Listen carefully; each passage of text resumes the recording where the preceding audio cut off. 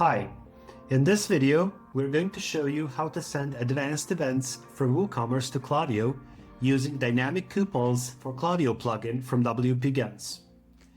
The setup is really simple. When you open the plugin, navigate to the Advanced Events page and choose the events you would like to track. In this case, I'm tracking page view events, but let's say that I want to track when a customer visits a certain product category. In that case, I'm going to turn on the product category views event, and I'm going to hit save. So let's go back to the website to see what happens when a customer visits a category. I'm going to open the jackets category page, and I'm going to go to Klaviyo. Let me refresh. As you can see, Klaviyo has captured view product category event with certain details such as the category name, the URL, and so on. Now you can use this custom event in Klaviyo flows or segments.